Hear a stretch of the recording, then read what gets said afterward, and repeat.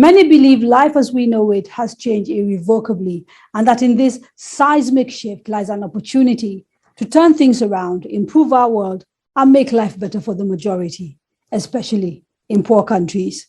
It is time to reboot Nigeria. This is Pivotal.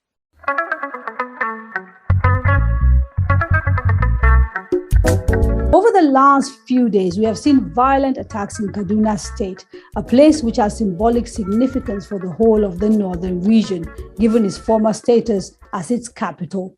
Many people have been killed and a whole lot more have been abducted in these recent attacks.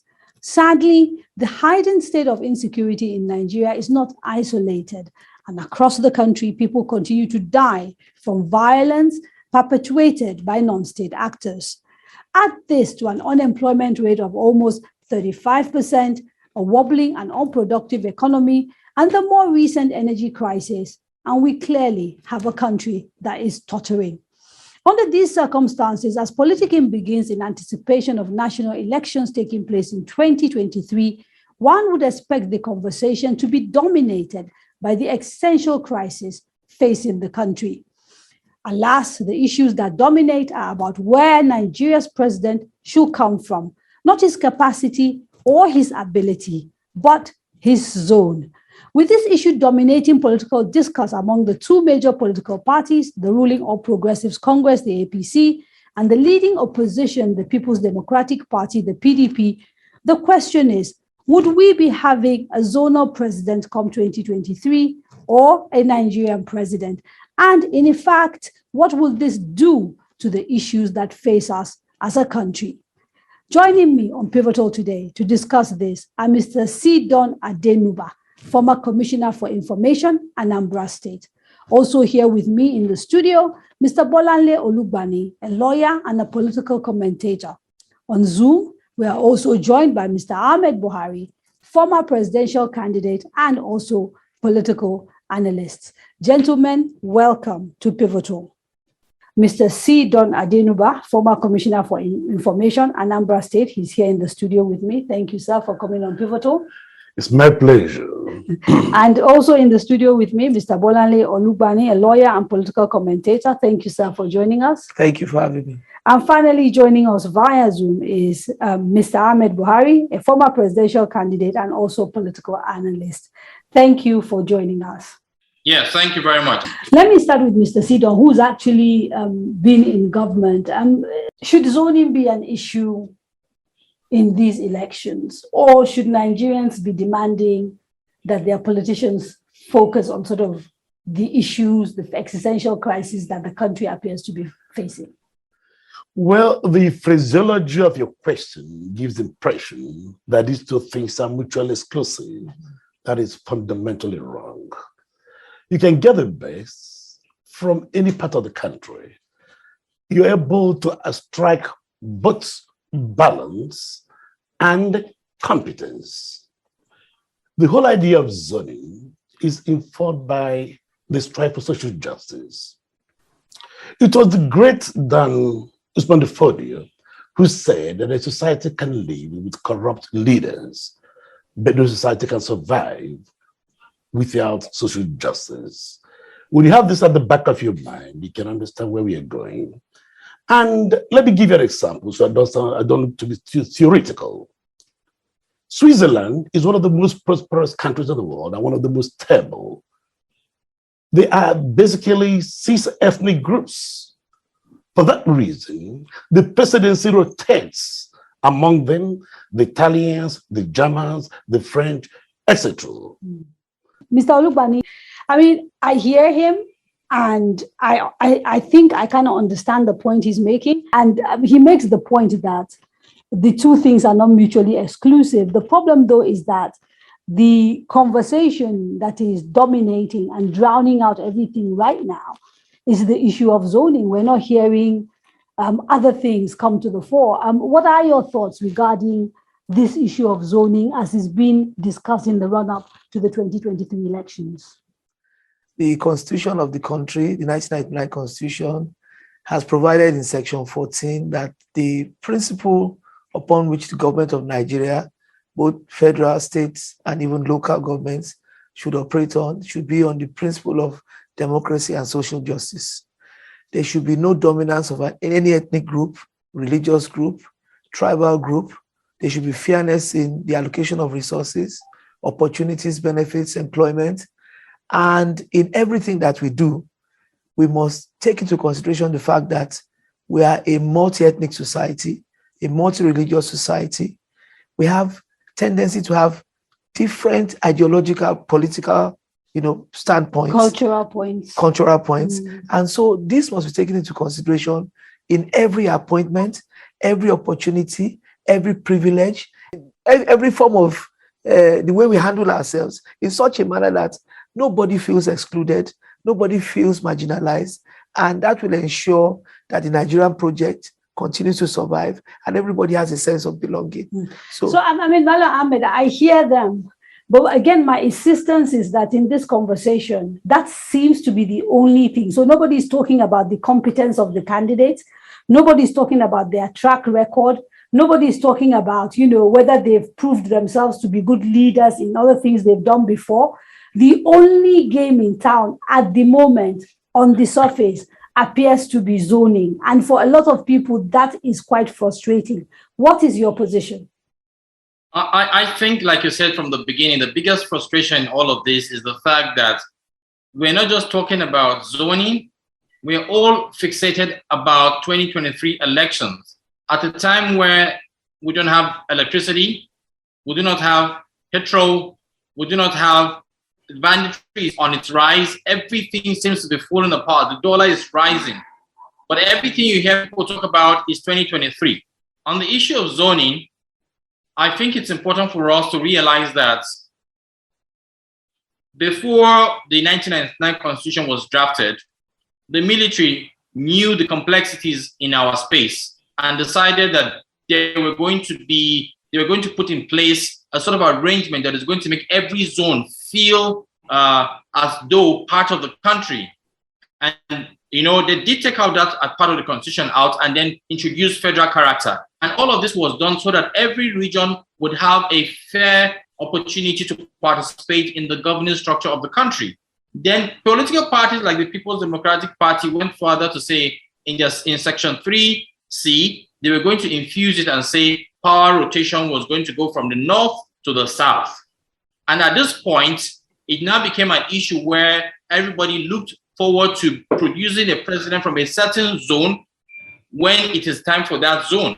And so we've had the West, and then we had a Northern, and then it came back to the Southeast, South, and then it went back to the North. And now I think what is going on is most people from the Southeast are saying, we haven't had an opportunity. And for many people, they say things like, where are the Southeasterners? No Southeasterner has presented himself, but that's not true. There are a few Southeasterners who have presented themselves, who, if you look into their track record, they have some experience, they have some legitimacy, they do have some political experience as well. And we're saying, why don't we listen to them and see how we can create that balance across board? And I think we will get to the conversation of whether the current party structures enable people who are sort of competent to rise up and be able to compete. But before we do that, I'd like to sort of focus a little bit more on this issue of zoning. So if we sort of agree that there's a need to balance competence, but also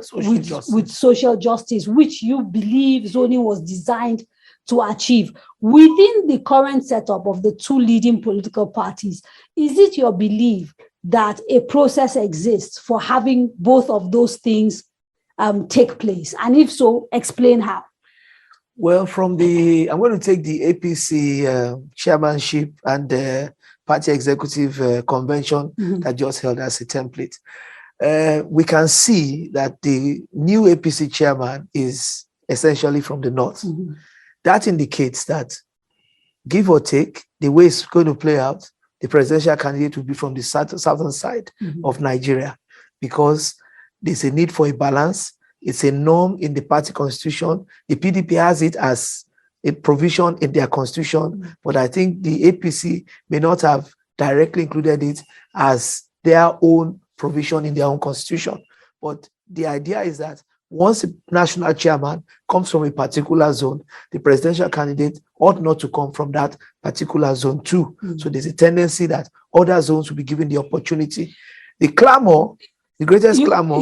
So what? Like, before we go to clamor, you're saying basically, as the way the APC has done it for you, is one step towards achieving that fairness in zoning. And yet, Mr. Ade, Sidi, what happens is that within that arrangement, calling the South a bloc does a disservice to certain parts of the South.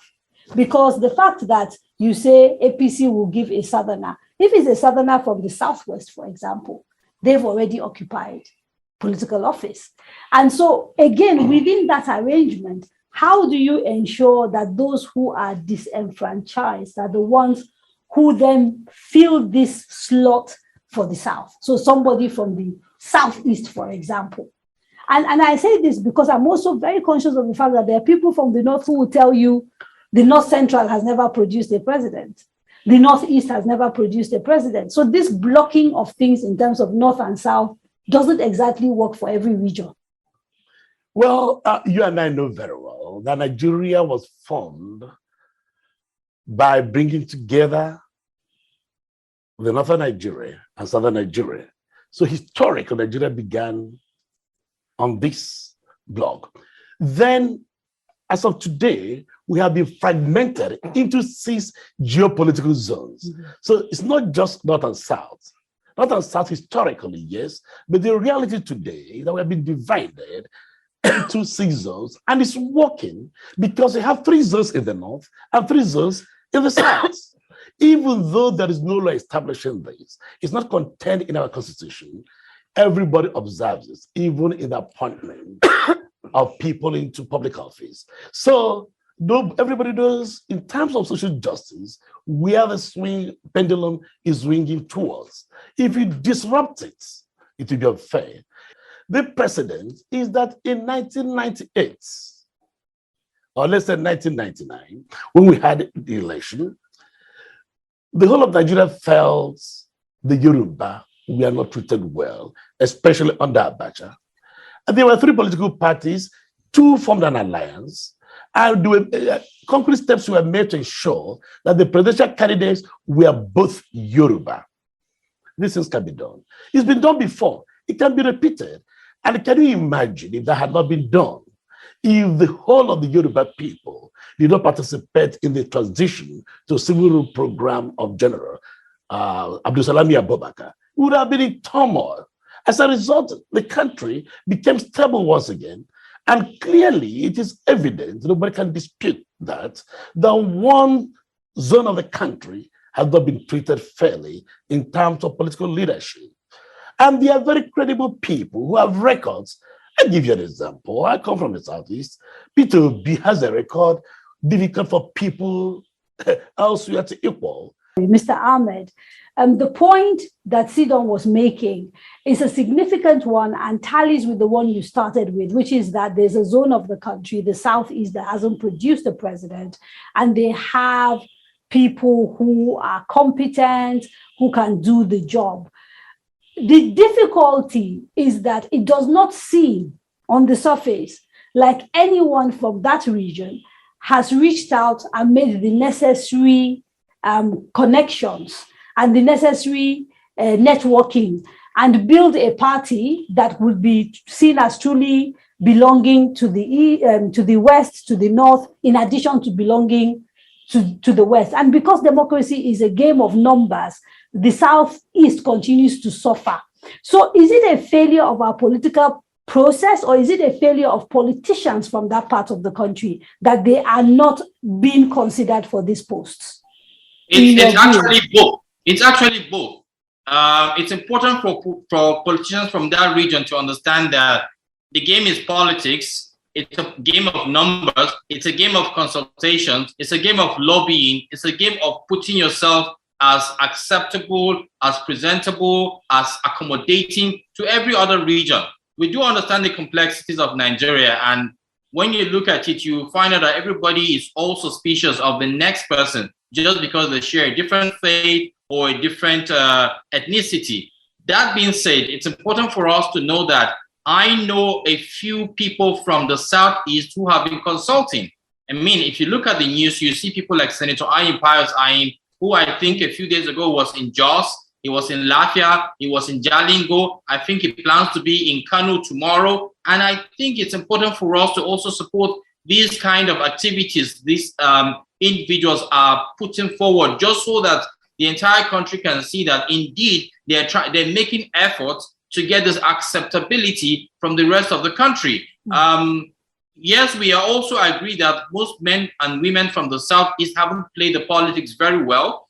For example, CDOP was talking about APGA. APGA is a regional political party. But when you go to parties like the PDP, you find that it's actually very strong in the Southeast and it spreads across the country. We're going away for a very quick break. Don't go away. Stay with us.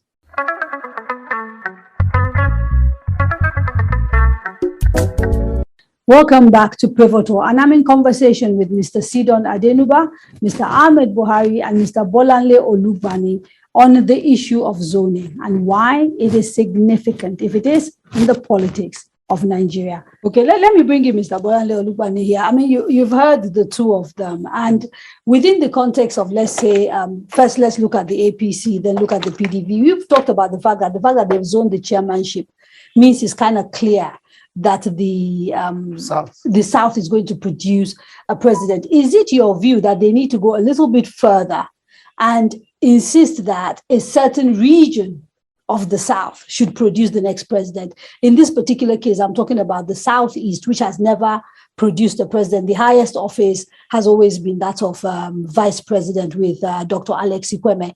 What are your views regarding that level of inclusion, especially given some of the unsettled, given the problems we now see in that region with people agitating for self-determination, etc., etc.? There is no, as it were, any towering political figure from the Southeast with a national spread, national acceptability in the mold of someone like MK Abiola in the June 12, 1993 elections, where all Nigerians seem to, form a consensus that he was the one, who spread across, and he was the one who was acceptable to all, and we all voted, in that election, whether we're north, south, east, or west. So the presidency of Nigeria is not for one electoral season.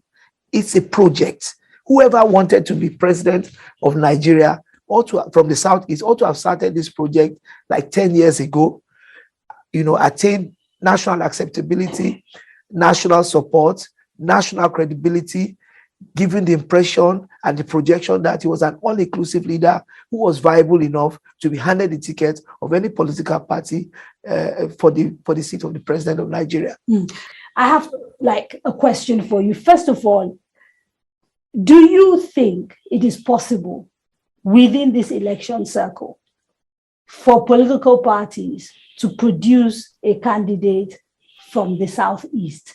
And if it is, should it be something they should be looking to do, and why? I'm surprised to hear that someone like Peter Obi, who was presidential running mate 4 years ago to Atiku Abubakar, doesn't have a national appeal. That's surprising. I'm also surprised to learn that someone like the former Senate President, Pius Ayim, hasn't yet got a national figure, a national image. That's surprising too. And these are two PDP aspirants. In APC, you have people like the current Minister of Labour, Chris Ngige, who did a fantastic job as governor of my state, Anambra State, and who is doing a brilliant yeoman's job as the Minister of Labour. And the president has absolute confidence in Chris Ngige. He's an extremely capable person. If their parties keep refusing to put them up, and I mean, that was in the past. Right. Now is the time for a president from the Southeast. Right. The time has come. Let me just go back to Ahmed. So are you hopeful that within this election circle, we can begin to deal with the issue of zoning, particularly because it is seen as a tool for, they've both said, social justice, and be able to give an opportunity to everybody? Or do you think this election cycle is already too late, and we just have to sort of find a way to build it into what we're doing in the future? I said it's not too late. And I can remember very well when everybody decided to present to Nigerians former President Olusegun Obasanjo. Not every Nigerian sits down to take this decision, but certain people who control the political space do that. And at the time they did that, it was in a very short time. And we were sort of convinced that it was time for us to have a Yoruba president. And it did happen. Similarly, when you look at SDP, NRC in the build-up of 1993 elections, it was a very short time as well. It just had to do with certain political warlords presenting to the Nigerian people, presenting to the electorate that it's about time we turn this way. As I speak with you right now, there are millions of Nigerians who are just waiting for certain power blocks to tell them this is where we should go to. And so this exercise that we're carrying out right now is an exercise to also talk to the conscience of those supposed power blocks and say, please, we do think for equity, fairness, and justice, we should look at this power shifting back to the South, and not just to the South, but to the Southeast. And to respond to Chidom over there, who is talking about a particular political party, that party doesn't even exist in the northern part of this country. We don't even know it. We don't even feel it. For me, the important thing is, my last question is, how do we ensure this social justice and that zoning doesn't also deprive us of quality people? I think this is very important for CDOF to realize. I'm a strong advocate for the emergence of an Igbo president in 2023. But it's important for someone like CDOF to understand that this has got to be done in a way that you convince the rest of the country that you are prepared for politics. Stop making statements that will come as such that you are not ready to compromise. This is politics. You need to win the acceptance of the rest of the people. Yes, you did mention someone like Peter Obi, and I've actually looked at Peter Obi. Yes, he was a running mate to Atiku Abubakar, but in reality, he's still a Southeastern politician. Thank you very much, Mala Ahmed. So I think social justice is an ideal. Democracy is an ideal. I think that the need to give the Igbos or the Southeast a chance is an ideal, but which is not achievable in this election season. I think politicians are very pragmatic. I think what's going to happen with the APC is that they've zoned their chairmanship to the there are other parties in the country. Yes, these are the two main political parties. So they've zoned their chairmanship to the south, to the north. It's likely that the presidency will be zoned to the south. What about the PDP? Because that's still up in the air. But this is the clincher. South can be southwest or southeast or south-south. In the PDP, they'll be waiting to see where the APC picks its candidate from. They will employ ethnicity and religion. When you pick from the southeast, a candidate that is not having the national popularity or national spread or national acceptability, they will easily pick their own candidate in the PDP from the north, use ethnicity and religion. The PDP will take the presidency. Talking about people with national appeal, and I want to ask you, which national appeal did the president Umaru Yar'Adua have by the time he was picked as the presidential candidate? He was a very provincial person in terms of training. So you genuinely believe somebody can be made a president? Yes. That's what you are, and that's what you want. But I'm just giving you realities, what we have experienced in this country. Nobody knew Yar'Adua. He was not even one of the flamboyant northern governors. He was not well. He was almost a recluse from Katsina, and he was made the candidate of the ruling party, and some people he would won. argue that actually that's why we are where we are. No. He was a nationalist at heart.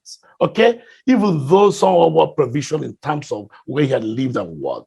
Now you cannot say something about either Anim or Chris Ngige or Peter Obi. These are well-known national figures. Even that there may be a little room for improvement, and that's why I have their political parties. The political parties to act as vehicles for social mobilization. And that's it on Pivotal today. My guests have been Mr. Sidon Adenuba, former Commissioner for Information, Anambra State, Mr. Bolanle Olugbani, a lawyer and political commentator, and Mr. Ahmed Buhari, former presidential candidate and political analyst. Join me again next month for another edition of Pivotal. Have a good evening.